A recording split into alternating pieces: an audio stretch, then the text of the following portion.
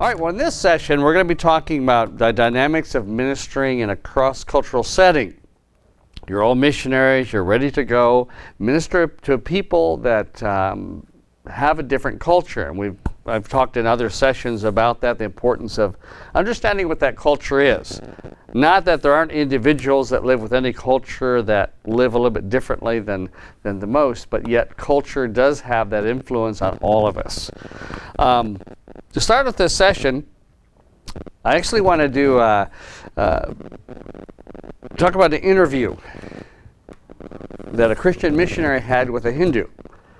Now, the Christian missionary was E. Stanley Jones, who was back in the 20th century, a great missionary statesman to India. He was a Methodist, and he was ministering during the time that Mahatma Gandhi was starting his non-violence resistance movement to free India from England. And he had a great respect for Gandhi. And he actually made a statement and said that, "I've never met a man who followed the teachings of Christ more closely than Mahatma Gandhi." If he were a Christian, he'd be one of the best Christians probably that have ever walked on the face of this earth. And so what's interesting about Gandhi was that he was Hindu. He was a lawyer in South Africa when he saw the prejudice of how the English were treating the Hindu people, the people from India. And he was highly concerned about it. And one day in a train, he was given a Bible, and he read the Sermon on the Mount. And when he read the Sermon on the Mount, his eyes just opened. He says, "This is the greatest teaching that I've ever read before." And what really struck out to him is when Jesus said, "And if someone slaps you on one cheek, turn to him and give him the other." And it just spawned something within Gandhi. And so he thought, this is how we can liberate my people from the English rule and the brutality that he was seeing.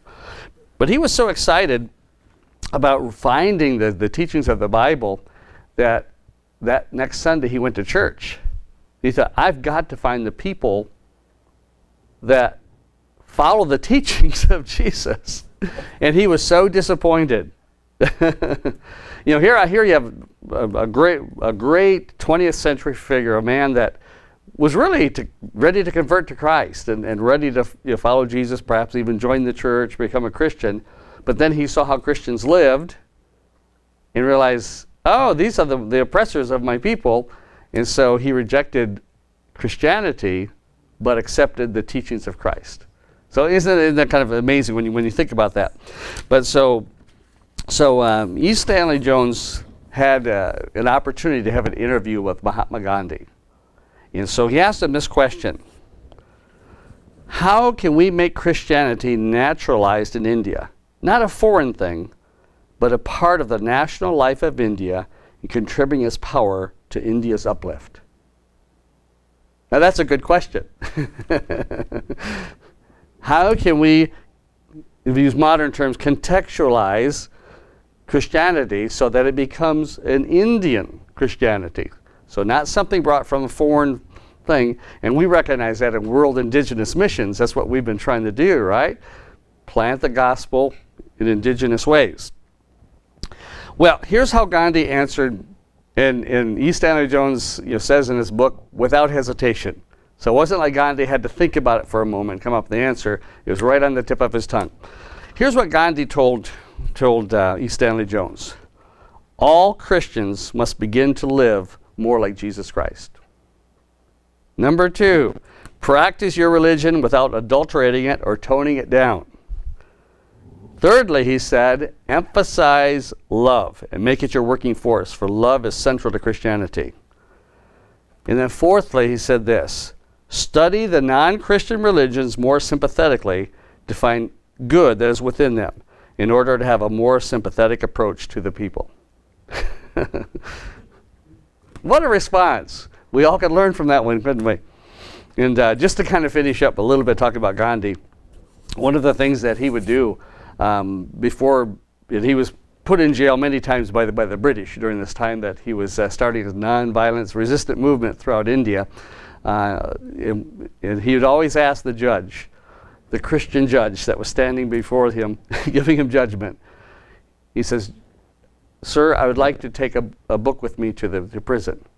And the judge would ask, "Well, what book do you want to take?"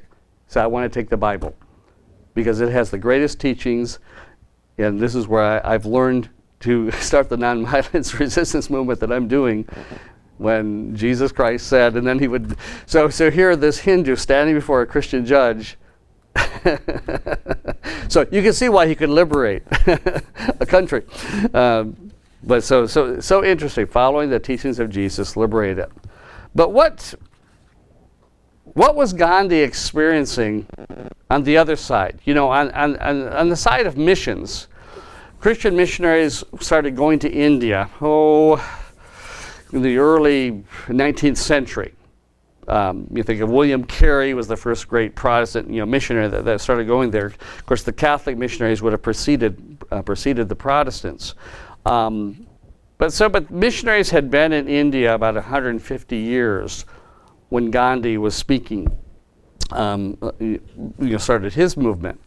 So what was he experiencing from the Christians? Now, from the Christian perspective, we're going over to share the gospel with these people.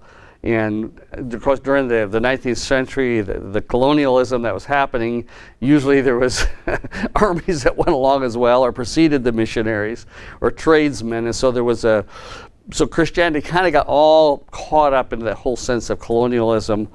But what was Gandhi seeing that was happening? The attitudes that Christians were bringing with them. Well, when he says, study the Christian religions so you can be more sympathetic to the people, he was seeing something there, that there was a certain prejudice that people had against Indian culture when they came over. So this morning I wanted to kind of start out just talking about, as we go to other cultures, we need to look at how we're perceiving those people. And Christian missionary Luz Batak was a missionary to New Guinea, and he identified 3 types of ethnocentrism.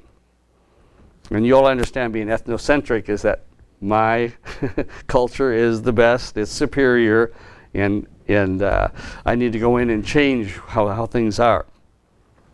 He identified the 3, and he says, first of all, paternalism is the first type of ethnocentricity. It's where you see others as helpless. So it looks good on the outside. I want to go and help these people. But it's characterized by lack of trust and the development of dependency among the people. When you go in with those people. I remember sitting in a meeting one time where a ministry was coming to our city. And it was actually from a neighboring county. I live in Kansas City, and a ministry was coming in, so they invited all the Christian leaders and pastors to a meeting so that they could talk about their ministry coming to our area. But it was very interesting, the view that these people coming from, those that know the Kansas City area, it's Johnson County, coming into Wyandotte County, bringing their ministry. And it was just like we couldn't do anything for ourselves. This ministry talked about how they were going to come in and help us, and that they were going to change things. And it almost just sounded like they were bringing Jesus with them. And Jesus was not even in our city. It just never existed there before. And I was feeling very uncomfortable and looking around at our pastors from our city and just realizing that they were not receiving that message very well, because it was very paternalistic, looking down at us like we needed help. Our city was a mess, and they were going to come help us. So that doesn't work very well.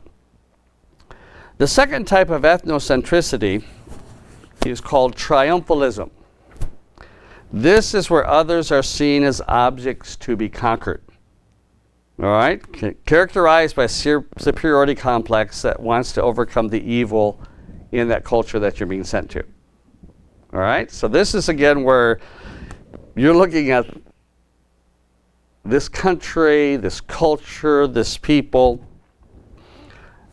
as, you know, and you kind of, and you've been in those meetings before where Christians start using kind of like warlike terminology, conquering the nations. Hopefully you'll never use crusade if you're talking. I'm going to go do a crusade there. Because those all have very negative connotations and effects on the other culture, you know, the culture that's there. So you have to really be careful that triumphalism is not a part of your attitude when you're going to there. You know, you're going as a learner as well. Now I know your church believes that you're a teacher, that you're a proclaimer of truth, but you know, in missions, what we've learned along the way is that it's much better to go in as a learner because you have something to learn from them as well as something to share.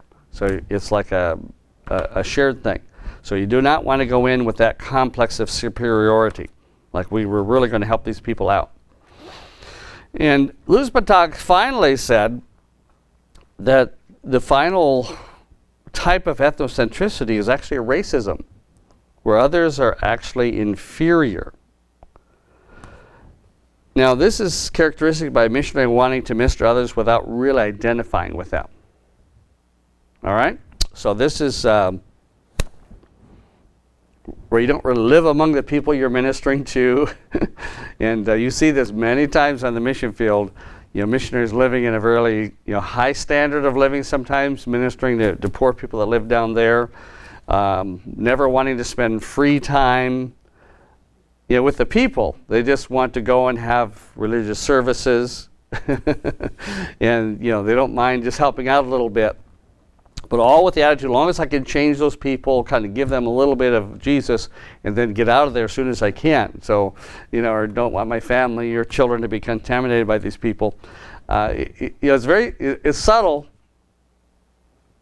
It's a subtle temptation. Any one of these types of ethnocentricity is subtle to us to fall into those, but it's very obvious to the people that we're trying to minister to. You know, you can't fool the people you're ministering to. They know whether or not you accept them. You feel like they're on the same level as well.